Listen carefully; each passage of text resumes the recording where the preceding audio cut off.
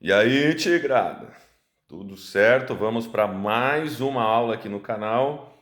Quero aí agradecer as visualizações, as curtidas, aos compartilhamentos, ao engajamento que o pessoal tem tido aí ao longo dos nossos vídeos. Estamos trazendo aqui uma daquelas questões desafiadoras da trigonometria. Então, aqui eu tenho um observador que está olhando para o alto do edifício a um ângulo de 60 graus. Então, esse edifício vai ter uma altura x e esse observador, num primeiro momento, ele vai estar a uma distância d.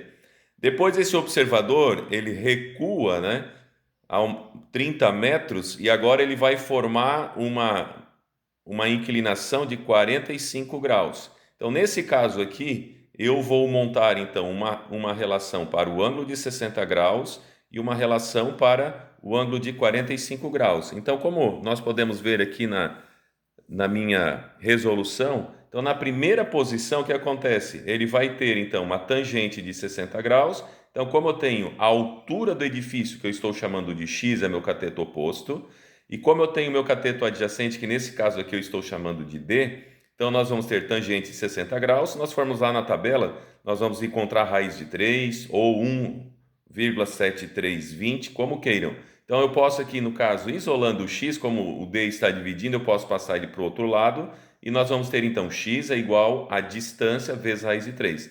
Agora, em relação à segunda posição aqui, como ele se deslocou 30 metros, agora ele vai formar então um ângulo de observação de 45 graus, de novo vou usar a tangente, cateto oposto sobre o cateto adjacente.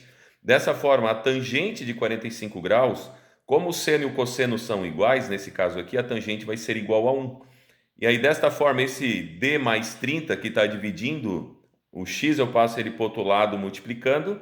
Dessa forma, então, eu vou ter x igual d mais 30. Agora eu pego essa primeira igualdade que eu tenho aqui, que eu criei, então, meu valor de x é a distância vezes raiz de 3. Então, eu substituo esse x daqui, como nós podemos perceber aqui, ó, como fiz na resolução, nós vamos substituir então aquele x por d vezes raiz de 3 igual a d mais 30. Nesse caso aqui, esse d que está somando no lado de cá da igualdade, eu passo ele para o outro lado subtraindo. Agora, o que o professor fez aqui? Ó? Observe que eu tenho um d que é comum em ambos os termos. Então aqui eu vou aplicar o quê? O princípio o quê? De colocar o fator comum em evidência. Então, aquele fator que repete em ambos os termos, nós agrupamos ele e colocamos ele em evidência. Então, como eu tinha d vezes raiz de 3 e aqui menos d, agrupei num termo só d. Então, raiz de 3, como não dá para agrupar, ele vai ficar entre parênteses. Lembrando que quando o fator que está sendo evidenciado é igual ao fator comum, no lugar dele nós vamos colocar 1. Aí, como esse raiz de 3 menos 1 está multiplicando, eu passei ele para o outro lado, então, dividindo. Aí, nesse caso agora aqui, ó, o que eu fiz? Raiz de 3 é igual a 1,73. Menos 1 vai dar 0,73. Então, 30 dividido por 0,73 vai dar 40,98.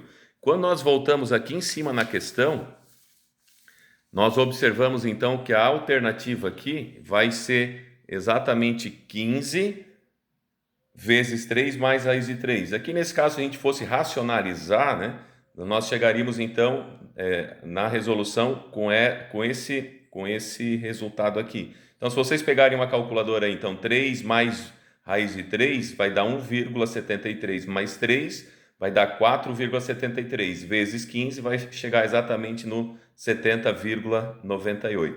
Essa foi a nossa aula de hoje. Um forte abraço, até a próxima.